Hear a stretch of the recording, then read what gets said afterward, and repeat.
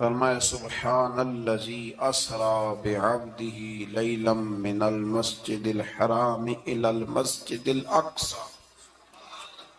فرمایا پاک ہے وہ ذات جس نے اپنے بندہ خاص کو سیر کرائی مسجد حرام سے لے کر مسجد اقصی تک۔ اور مسجد اقصی کون سی؟ الذی بارکنا حولہ، جس کے ارد گرد ہم نے برکتیں رکھی ہیں۔ لنوریہ من آیاتنا، تاکہ ہم انہیں اپنی نشانیاں دکھائیں۔ معراج حضور کی سیر کا نام ہے۔ اللہ نے کہا محبوب آؤ اپنی سلطنت کی سیر کر دو۔ معراج حضور کی سیر و سیاحت کا نام ہے، بس سیر کرنے گئے تھے محبوب، اور رات کے تھوڑے سے حصے میں۔ اور مسجد اقصی وہ مسجد جس کے ارد گرد ہم نے برکتیں رکھی۔ مسجد کے اندر برکتیں ہوتی ہیں کہ ارد گرد ہوتی ہیں؟ الذی بارکنا حولہ، جس کے ارد گرد ہم نے برکتیں رکھی ہیں۔ تو مفسرین نے فرمایا کہ مسجد اقصی کے ارد گرد انبیاء کے مزارات تھے،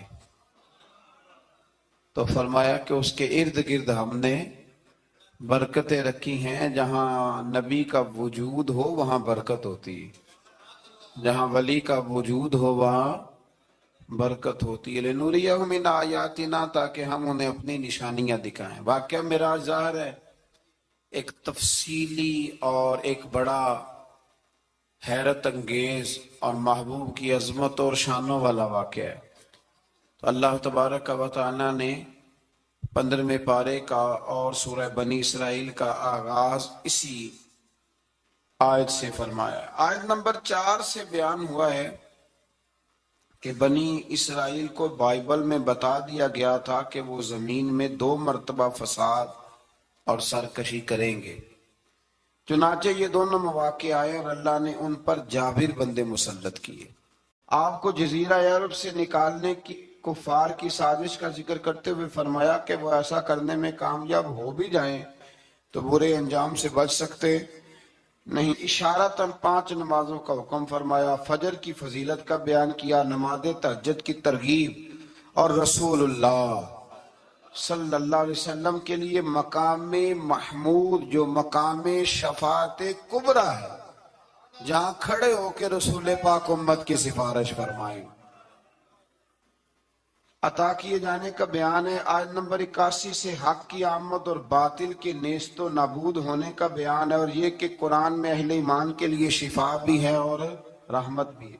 آیت نمبر 83 میں انسان کی اس فطرت کا ذکر ہے کہ نعمتوں پر ناشکری اور مصیبت پر نا امیدی کا اظہار کرتا ہے، یہ اس کی فطرت ہے۔ آیت نمبر 85 میں اس امر کا بیان ہے کہ یہود نے رسول اللہ صلی اللہ علیہ وسلم سے روح کے بارے میں سوال کیا، تو اللہ تعالیٰ نے فرمایا کہ اے رسول صلی اللہ علیہ وسلم کہہ دیجئے کہ روح میرے رب کے امر سے ہے، اور تم کو محض تھوڑا سا علم عطا کیا گیا۔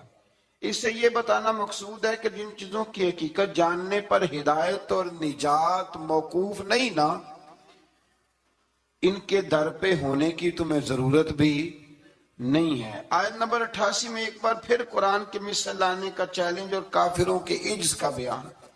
آیت نمبر 90 سے مشرکین مکہ کے بعد فاسد مطالبات کا ذکر کرتے ہوئے فرمایا کہ انہوں نے کہا ہم اس وقت تک آپ پر ایمان نہیں لائیں گے حتیٰ کہ آپ ہمارے لیے زمین سے پانی کا کوئی چشمہ جاری کر دیں، یا آپ کھجوروں اور انگوروں کے باغات کے مالک بن جائیں جن کے نیچے نہریں بہہ رہی ہیں، یا آپ ہمیں جس عذاب سے ڈراتے ہیں وہ لے آئیں، یا آسمان کو ٹکڑے ٹکڑے کر کے ہم پہ گرا دیں، یا اللہ اور فرشتوں کو ہمارے سامنے بے حجاب کر دیں، یا آپ کے لیے سونے کا گھر ہو، یا ہم آسمان پر چڑھ جائیں اور پھر آسمان سے ہم پر کتاب نازل کریں جس کو ہم پڑھیں۔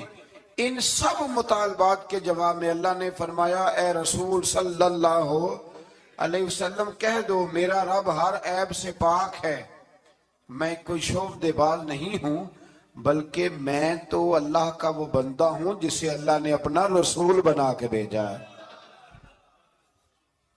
یہ کچھ لوگ نا شعبدوں کی باتیں کرتے ہیں، آج بھی کرتے ہیں. نے فلانے پیر صاحب ہے نہیں, یہ جو کچھ لوگ بڑے بڑے نادان ہیں نا, یہ ساری آپ پڑھ لیں آیت نمبر 90, تو وہی سارے سوالات ہیں جو آج کا بد مذہب ولیوں کے بارے میں کرتا ہے. کہتا ہے اگر ایسے ہیں تو پھر یہ کر دیں, پھر وہ کر دیں. او خدا کے بندو, ولی شوبدے دکھانے نہیں آتے, بندوں کو رب سے ملاتے ہیں. ان کا کام پیغام حق دینا ہے, ان کا یہ کام نہیں ہے. آیت نمبر 94 سے کفار مکہ کے اس اعتراض کا ذکر ہے کہ اللہ نے بشر کو رسول بنا کے کیوں بھیجا. استغفر اللہ, یعنی کوئی فرشتہ کیوں نہیں بھیجا. اللہ تعالیٰ نے فرمایا رسول صلی اللہ علیہ وسلم کہہ دو اگر زمین میں فرشتے بستے اور اطمینان سے چلتے پھرتے تو ہم ان پر آسمان سے فرشتہ ہی رسول بنا کے نازل کرتے. اگر فرشتوں کی طرف رسول بنانا ہوتا تو پھر کس کو بناتے؟ فرشتوں کو.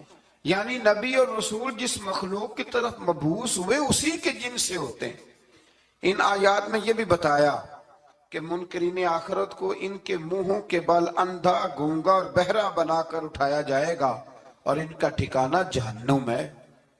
آیت نمبر 100 میں فرمایا کہ آپ کہیے اگر بالفرض تم میرے رب کی رحمت کے خزانوں کے مالک ہوتے تو تم خرچ کے ڈر سے ان کو روکے رکھتے, اور دراصل انسان ہے ہی بخیل, یہ کنجوس ہے, یہ اللہ کی دی ہوئی توفیق سے بھی اس کے رستے میں خرچ کرنے کو تیار نہیں ہوتا. آیت نمبر 101 سے موسیٰ علیہ السلام کو 9 معجزات عطا کیے جانے, فرعون کا آپ کو ساحر کہنے, فرعون کے غرق ہونے اور بنی اسرائیل کے زمین میں آباد ہونے کا ذکر ہے. آیت نمبر 105 میں قرآن مجید کو بتدریج تھوڑا تھوڑا نازل کر کے نازل کرنے کی حکمت یہ بتائی گئی کہ رسول ان پر ٹھہر ٹھہر کے پڑھیں گے, ان کے لیے قرآن کو سمجھنے میں آسانی ہوگی. مشرکین مکہ اعتراض کرتے تھے کہ کبھی آپ اللہ کہتے ہیں کبھی رحمان کہتے ہیں, ہم تو رحمان کو نہیں جانتے. تو اللہ نے فرمایا رسول کہہ دیجئے کہ معبود برحق کو تم اللہ کہہ کے پکارو یا رحمان کہہ کے پکارو, تم اسے جس نام سے بھی پکارو گے سب اسی کے نام ہے, اور اسے پکارنے میں میانہ روی سے کام لو. آخری آیت میں فرمایا کہ اللہ کی نہ کوئی اولاد ہے, نہ کوئی اس کی سلطنت میں اس کا شریک ہے, نہ اسے کسی مددگار کی ضرورت ہے, اور آپ اس کی کبریائی کو بیان کرتے رہیے. آیت نمبر 11 میں اللہ تعالیٰ نے فرمایا کہ انسان بڑا ہی جلد باز ہے, اسے بڑی جلدی ہے, بڑی جلدی کرتا ہے. آیت نمبر 12 میں بتایا کہ ہم نے نظام لیل و نہار کو اپنی قدرت کی 2 نشانیوں, اور ہم نے دن کو روشن بنایا تاکہ تم اپنے رب کا فضل تلاش کرو اور سالوں کی گنتی اور حساب کو جان لو. آیت نمبر 13 سے بتایا کہ ہم نے ہر انسان کا اعمال نامہ اس کے گلے میں لٹکا دیا ہے, یعنی اللہ کی قضاء و قدرت میں جو طے ہے وہ ہو کے رہے گا, اور قیامت کے دن یہ اعمال نامہ ایک کھلی ہوئی کتاب میں صورت میں ہوگا. بندے سے کہا جائے گا اپنا اعمال نامہ پڑھو, آج تم خود ہی احتساب کرنے کے لیے کافی ہو. جس نے ہدایت کو اختیار کیا تو اسی کا فائدہ اسی کو پہنچے گا, اور جس نے گمراہی کو اختیار کیا تو اس کا وبال بھی اسی پر آئے گا. اور کوئی بوجھ اٹھانے والا دوسرے کا بوجھ نہیں اٹھائے گا, اور ہم اس وقت تک عذاب دینے والے نہیں جب تک کہ اتمام حجت کے لیے ہم رسول نہ بھیج دیں. اگلی آیت میں قدرت کا ایک قانون بیان کیا گیا ہے کہ جب ہم کسی بستی والوں کو ہلاک کرنے کا ارادہ کرتے ہیں تو اس کو عیش و عشرت کا دل دادہ لوگوں کو اپنے احکام بھیجتے ہیں, پھر وہ ان احکام کی نافرمانی کر کے عذاب کے مستحق ہوتے ہیں, اور یوں ہم ان کو تباہ و برباد کر دیتے ہیں. پہلے قومیں عیش میں پڑتی پھر تباہ ہوتی. اللہ تعالیٰ اپنے محبوب کی غلامی والی زندگی عطا فرمائے. اللہ. آیت نمبر 18 میں فرمایا کہ جو صرف دنیا کے فائدے کا طلبگار ہو تو ہم اس کو اس دنیا میں جتنا چاہیں دے دیتے ہیں, اور پھر اس کا انجام جہنم ہوتا ہے. اللہ فرماتا ہے تو دنیا مانگے گا تو میں دے دوں گا, یہ نہیں کہ ملے گی نہیں, لیکن دنیا ملے گی, پھر جنت اللہ سے مانگیں ربنا آتنا فی الدنیا حسنہ وفی الآخرۃ حسنہ، یا اللہ دنیا بھی اچھی کر کے دے اور آخرت بھی ہمیں اچھی کر کے عطا فرما۔ آیت نمبر 21 میں ایک دوسرے پر دنیا میں فضیلت کا ذکر کرتے ہوئے فرمایا کہ آخرت کے بڑے بڑے درجے ہیں اور ان کی فضیلت بھی بہت بڑی ہے۔ آیت نمبر 23 میں والدین کے حقوق کی جانب متوجہ کرتے ہوئے فرمایا کہ تمہارے رب نے حکم دیا ہے کہ اس کی سوا کسی کی عبادت نہ کرو اور ماں باپ کے ساتھ نیک سلوک کرو، اگر تمہاری زندگی میں وہ دونوں یا ان میں سے کوئی ایک بڑھاپے کو پہنچ جائے تو اس کو اف تک نہ کہو، ان کو جھڑکو بھی نہیں اور ان کے ساتھ ادب سے بات کرو اور ان کے لیے عاجزی اور رحم دلی کے بازو جھکائے رکھو اور یہ دعا کرو کہ اے میرے رب ان پر رحم فرما جیسا کہ انہوں نے بچپن میں رحم کے ساتھ میری پرورش فرمائی تھی۔ آیت نمبر 26 میں قرابت داروں، مسکینوں اور مسافروں کے حقوق ادا کرنے اور فضول خرچی سے اجتناب کا حکم ہے، اور یہ کہ فضول خرچی کرنے والے شیطان کے بھائی ہیں، اور اگر بسبب تنگ دستی خرچ نہ کر سکو تو ان سے نرم بات ہی کر لو۔ فرمایا رشتہ داروں پہ خرچ کرو، اپنی ذات پہ فضول خرچی نہ کرو، اور اگر تم خرچ نہیں کر سکتے، غریب ہو تو کم از کم اخلاق کا مظاہرہ ہی کر لو۔ رشتہ داروں کے اندر تلخ جملوں کا تبادلہ تو نہ کرو۔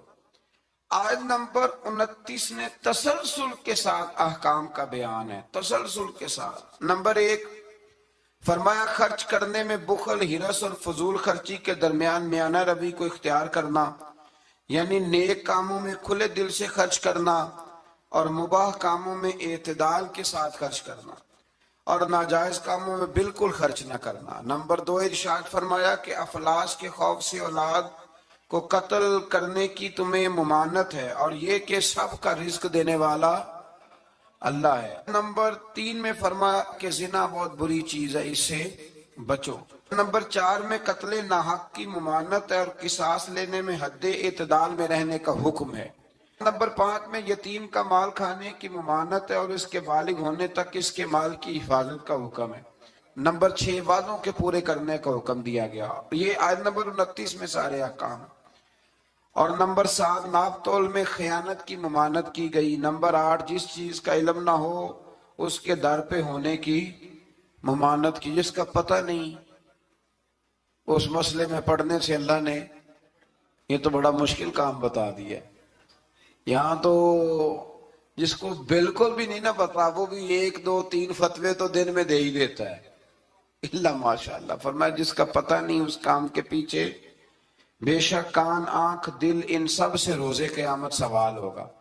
9 نمبر میں فرمایا تکبر اور اطراء کے چلنے والے ٹھیک نہیں کرتے، ان کی مذمت ہے۔ نمبر 10 شرک کی مذمت بیان کی گئی، اور 11 نمبر پہ یہ بھی بیان ہوا کہ کسی کی روزی کی کشادگی یا تنگی کا مدار اس کی فضیلت یا بے قدری نہیں کہ بندہ اچھا نہیں تھا اس لیے اللہ نے پیسے نہیں دیے۔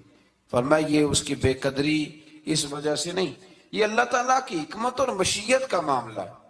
اللہ زیادہ بہتر جانتا ہے کہ کسی کو اس نے کیا دینا ہے۔ ان تفصیلات کے بعد فرمایا اے رسول یہ وہ حکمت والی باتیں ہیں جن کی ہم نے آپ کی طرف وحی فرمائی ہے۔ اقوال زری لکھے ہوتے ہیں نا، آپ اس طرح کریں سورہ بنی اسرائیل کی آیت نمبر 29 لکھ کے لگائیں۔ میں اکثر نا جب کوئی بندہ کہتا ہے نا اقوال زری تو میں کہتا ہوں پہلے بتاؤ قرآن سارا تم نے لکھ کے لگا لیا، یاد کر لیا، حدیثیں ساری لکھ لی؟ اب تو انگریزوں کے قولوں کو اقوال زری بنا کے لوگ بیان کرتے ہیں۔ تو میں کہتا ہوں پہلے قرآن حدیث اپنے اللہ کے بندوں کی باتیں تو پوری کر لو، تم تو دور نکل گئے ہو۔ اللہ فرماتے ہیں یہ حکمت والی باتیں ہیں، یہ تھوڑی حکمت والی بات ہے کہ رب فرما رہا ہے کہ کسی کی روزی کا کشادگی یا تنگی کا مدار اس کی فضیلت یا بے قدری پہ نہیں، بلکہ تو اللہ بہتر جانتا ہے کہ اس کو کیا دینا ہے۔ تو یہ بہت بڑی حکمت والی بات۔ آیت نمبر 40 میں کفار اور مشرکین کی اس خبیث فطرت کو بیان کیا گیا کہ خود تو بیٹوں کی تمنا کرتے ہیں اور اللہ کی طرف بیٹیوں کی نسبت کر کے کہتے ہیں کہ فرشتے معاذ اللہ اللہ کی بیٹی ہیں۔